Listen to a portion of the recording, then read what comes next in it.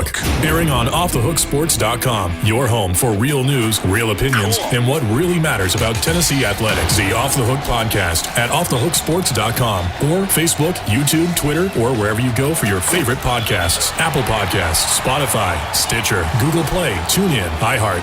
Like, share, follow, subscribe. Off the Hook with Dave Hooker starts now. Please follow and subscribe, and you can hear from Jacob Warren all season long right here with Jacob. I'm Dave Hooker. It's all brought to you by Vassy Lawn and Garden. Man alive, it's worth the drive. Toro, count on it. I got more to tell you about Vassy Lawn and Garden here momentarily. But Jacob, as you can tell by my voice, I'm pretty excited. This is the last week of no football. Now, the Hall of Fame game always leaves me a little deflated. But that we're not this week, but the next week. We have football on the horizon, so I'm ready to roll. Yeah, it's coming up, man. It's exciting. It's kind of weird thinking about it. We won't have a free weekend or really time off for, a good little while. So it's time to really lock in and just get to it. It's exciting. It's obviously what we've all been waiting for. So. I know a lot of things have changed, since I was even close to your age. But I can remember being in my 20s, and they would always do max days right before the season to see how much you can handle. Well, nowadays we've learned that strapping 600 pounds on a bar and bench pressing, like Larry Allen of the Cowboys back in the day, benching 650 pounds is not the smartest thing to do. So what do you do to test how much you've improved in the offseason to now? Yeah, I think the way that we do it at Tennessee is it's pretty cool, and it makes a lot of sense. It's nothing crazy, but they just set up the curriculum, I guess, or the program in a way where each week we are essentially lessening the reps while increasing the weight percentage of our perceived max. So based on kind of just some of the lifts that we do and how well we do them, they have numbers that they base it off of, but we do a percentage of our maximum bench press or our maximum squat or our max clean. So, say on this day, if my clean was 100 pounds, right? And on this day, we're doing 75% for 3 reps. So that means I'm doing 75 pounds for 3 reps on my last set, right? So it kind of works kind of like that. And I think you see as the summer goes on, at least I've seen that obviously those numbers keep getting bumped up, and what you did last week. We have cards that we write all of our weights down and stuff on. So, it's kind of just a competition with yourself to try to beat last week. And I think if you consistently see growth and you consistently see that you're beating those numbers, that's kind of what you're looking for as far as a sign of progress, I guess. What's your best lift? Hang clean for sure. Okay, so a hang clean, explain to people that don't know what that is. You're holding the bar around right above knee level, and you pop it up. Right here, and you catch it elbows high in a front squat, and I don't know, it looks really complicated, and it's kind of a tough maneuver or tough lift for some people to get a hold of, but I don't know. We've done it since high school, and I've always felt very comfortable doing it, and can do it pretty well. So what are you hang cleaning right now? Hang clean 315 today. Good gracious! So you could easily, so I could hang on to a bar because I'm 205 now. You may have not been able to get me before we met, but I'm 205 now. So I could hang on to a 45-pound bar and you could clean me up. I could clean you. Yep. That is insane. No, that's definitely one of the ones I feel most comfortable with as far as competing with other guys in the weight room. It's good to look down and be I'm trying to bump my weight up. P-Fan's always right next to me, and he clean he's just so strong. So, he makes it look easy, and then I'm all right, now I can do that. I'm gonna try to push myself too, but hang clean is a good one for me. Yeah, it's really almost as much about technique as it is strength, because you got to pop. It's a very difficult. I took enough CrossFit classes to know that it is very, very hard, and I never got the hang of it. I think I got up to 45 pounds. But anyway, hey, I wanted to ask you about something that happened last week. So I'm a Okay. very blessed individual. I get to work with you and I get to work with Cooper Mays, and I don't ever have to worry about you guys getting in trouble. And I'm not going to name the player, but it was a player on another team. And 2 days before SEC Media Days, I'm sure you've heard about it. We don't even have to name the team. 2 days Mhm. before he gets pulled over, gets a DUI with marijuana and a gun in the car. Okay. Correct. I look at you and Coop, who I didn't talk to about this, but I look at you guys as leaders on this team in some shape, form, or fashion, be it quiet or not, or be it vocal. Yeah. What in the world do you say to a guy that's 2 days removed from going to SEC Media Days and he puts himself in that sort of position? What do you say? Um, I don't know. I think the issue is like this is kind of just a common thing. Like you have people that that there's no telling how many times him or other people that have been caught with stuff like that have done it before getting caught, right? It's like someone drunk driving, right? Someone might be drunk driving the first time they do it. It's like, oh wow, that wasn't even that bad. I made it home safe. There was no cops. I'm good. And then the 12th, 13th, 15th time that they are drunk driving, and then sure enough, there's a cop sitting right there, and they're going too fast, and they get pulled over, and they get busted for it. So I think it kind of, I guess people just build up that, that they feel invincible or they feel like whatever, it's not going to be me, I'm not going to be that guy or whatever. And yeah, it's unfortunate whenever things happen and they get caught, but obviously, if you're doing things you're not supposed to be doing and you get caught, then that's on you. So yeah, just don't do things you're not supposed to be doing, and you'll be just fine. Yeah, it's very true. So, is that something that's addressed among teammates when somebody gets in trouble around just their personal group of friends, or is that something where a leader of the team could stand up and say, "Hey, you're hurting the whole team. Don't get in trouble." How are things like that addressed within the framework of a team? I think it's pretty well understood that um, everyone understands that definitely not something that should be happening and something that you would like to avoid, right? So when something like that happens, I think it's appropriate for the coach to address it to the team. Be like, guys, like I know like everything you've heard, like whatever, whether it's true, whether it's not true, and just kind of put it all out there and kind of I guess some things are just kind of hard to talk about until someone just puts it out there in the open, and then once it's out there, it's like, oh, well, I guess we're talking about it, and so now you start to talk about other things that people may be struggling with, or just trying to encourage guys to, if they feel like they've got to do this, do that, or if they are doing the same thing that the kid had got caught with, like please stop doing it, right? Like this is, and this is like as someone that I'm not on his team, right? So this is what Coach Heupel per se would say be saying to us, or with the conversations we would have. But I guess if the kid's on your team, I mean, you just kind of have to um, surround him. I mean, obviously he's still a teammate, he's still a brother, like he's still important to us, right? Whether he ends up being able to stay on the team or not, he's still part of our lives. So I think it's important just to be there for him and kind of learn from his mistake. I guess is all you can do. Yeah, that's about it. Just so you know, I did vote for you first team, all SEC tight end. There's some Yeah, there you Shanker go. guy at Auburn. I don't really know him. I don't do a Yeah, weekly podcast with him, so he can stay down there. But right. well, I know that it would have meant something to be all SEC. Is that just more motivation ahead of the end of the season that maybe you're a little overlooked?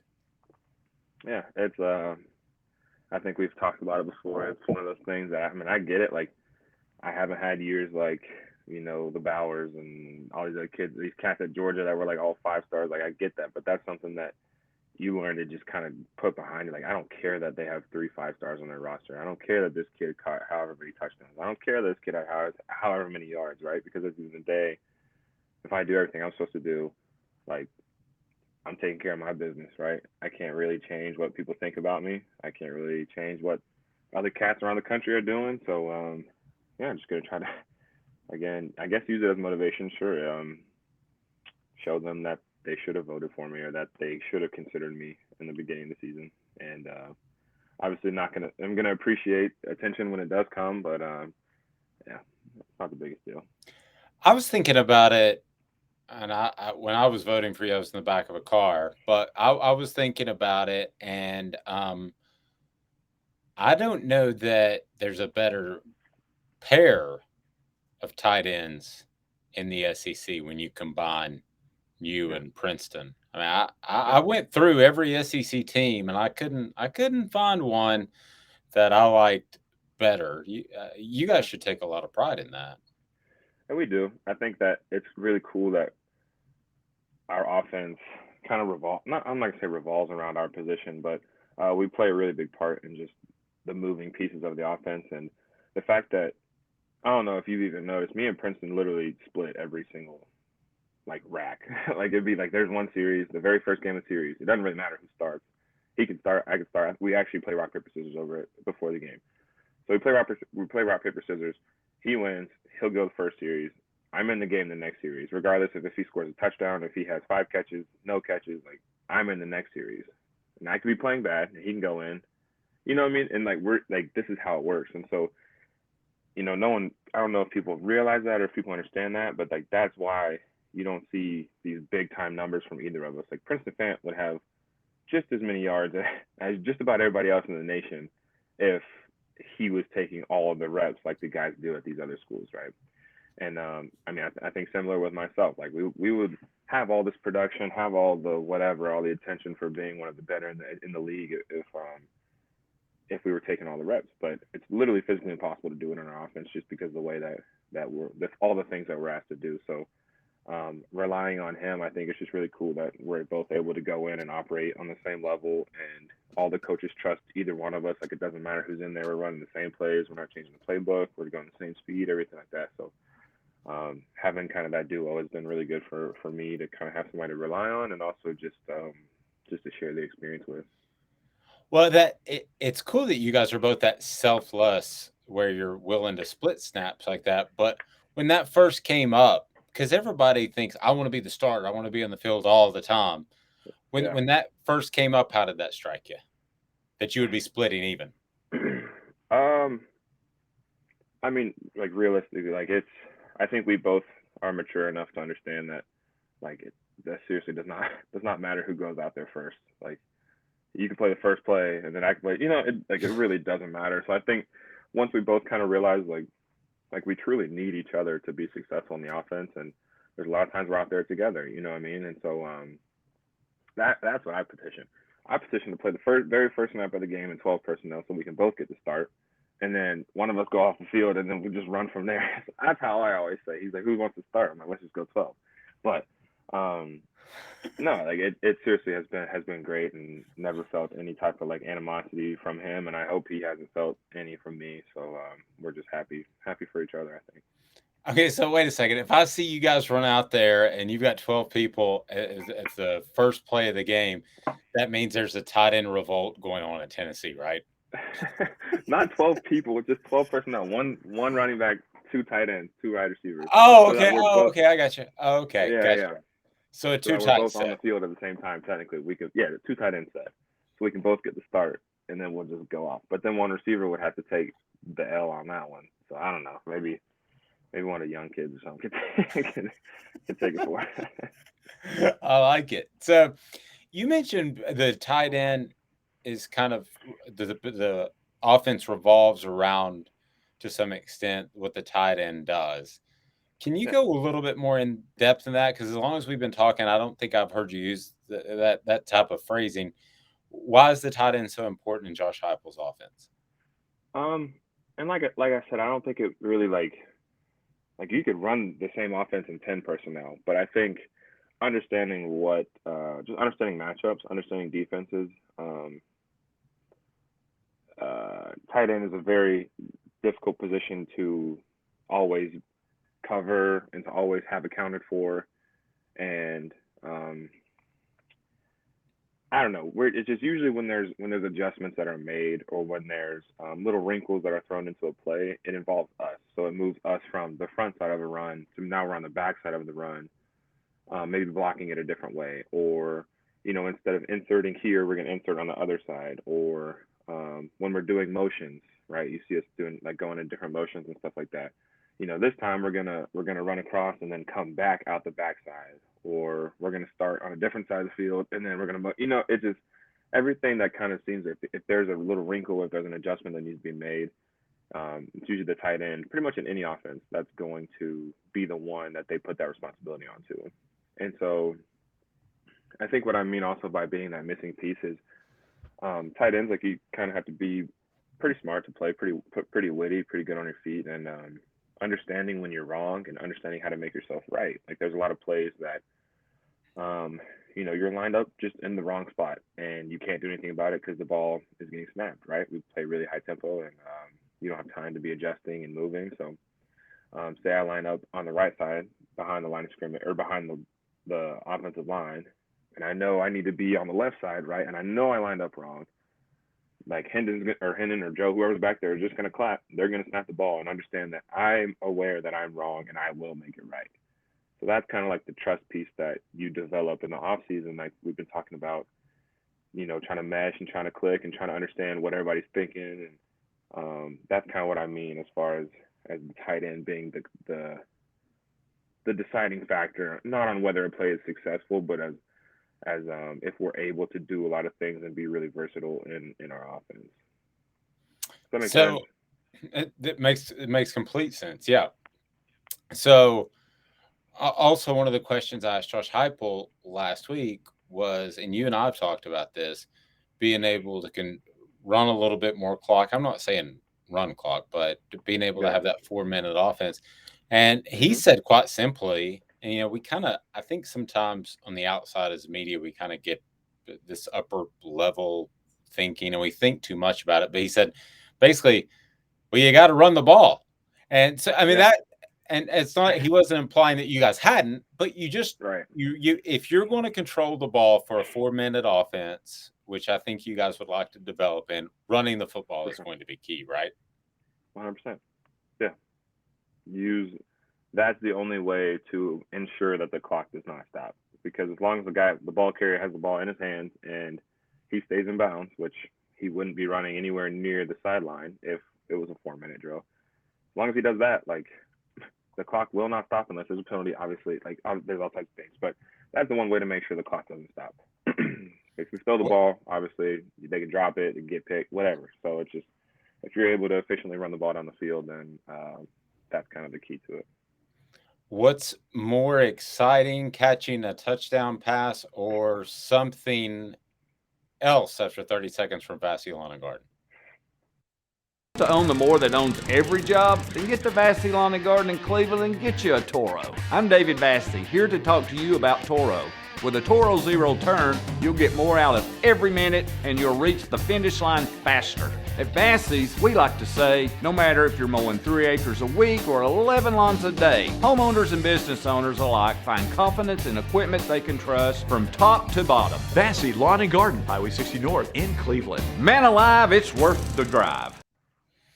So I've talked to offensive linemen about this, but never tight ends. Please like and subscribe if you like the conversation with Jacob. So I understand that scoring a touchdown is awesome, okay?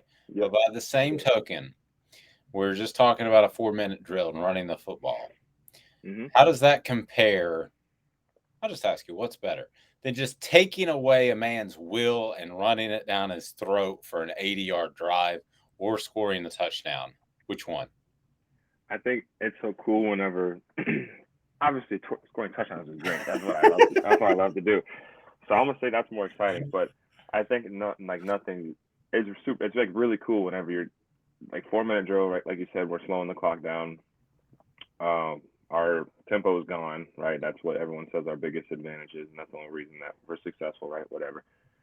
No tempo. We're just standing there, like literally talking to the guys across the line of scrimmage because we know we're not snapping the ball until there's about 4 seconds left on the clock. So we're just sitting there like hanging out, and they call the play in, and we run the play however many times that game already, and like it doesn't matter. Like we'll still be able to run the play successfully, get the first down, whatever it may be. Like say it like, I mean, you understand in 4-minute drills, depending on how much time is left on the clock, I have to get 3 first downs to end the game. We all know that going into the drive. So it's first down, run the ball. Second down, if we don't get first down, maybe we throw whatever. But once you get that last first down that like, yeah, that sealed it. Like, that's the game's over. We can just run the clock out. We can take knees, whatever. And like you're a part of it. You're not just out on the perimeter, like just running off somebody for the run. Like you actually like move your guy out of the way and like whatever. It's a great feeling because like no one knows you did it. Like no one's gonna give you the recognition. No one's gonna be like, oh wow, Jacob scored that touchdown. But everyone's gonna be like, oh wow, that run by whoever was really great in that 4-minute drill. But they don't even look at the front where we're all like, the whole. Sometimes they do. But the hole is this wide because a tight end did a good job on a backside cutoff, or the front side double team did an amazing job moving the down lineman to the linebacker and close them off. Like it's very rare that people actually appreciate that, and those are the things that we appreciate in the game. I guess as small O linemen. So or big receivers. Yeah. Yeah. By the way, I saw Cedric Tillman. He's every bit of 6'4", if not 6'5". Does he get a growth spurt? He is also a big receiver. No, he's massive, dude. He's been like that. He grew his hair out a little bit. That might be why. I don't know if he had it braided up or whatever after media days, but no, he's a big dude. Like a lot of people don't really realize how big he is, and he's a buff guy, like really muscular, like really tall, like really a solid player. And I remember like first coming in, people would joke with him about like playing tight end and stuff like that. But no, yeah, he's the real deal. Yeah, that was the first time I met him in person. He was a lot bigger than he looked on tape. He didn't look small on tape, but I thought I had him pegged kind of 6'3" in my head, and I was like, goodness gracious, wow. You're like Jacob tall. All right, Yeah. So he's Jacob Warren. Next time we talk, we'll be talking about practice. Mm-hmm. That's before your time. The Allen Iverson. I know what you're talking about. Yeah, obviously. Come on now. I still defend him for that, and I was like the only one because he is talking about practice. A guy that gives it 120,000% during every game. Too small, should have lifted weights, but gives it his all. And we're talking about practice. He actually had a really good point. It just didn't convey correctly. Didn't stick. I don't know why I'm trying to say AI all these years later. He is Jacob Warren. I'm Dave Hooker. This has been a production of Off the Hook Sports. Don't forget to go to Vassy Lawn and Garden, Vassy.com. Man alive, it's worth the drive.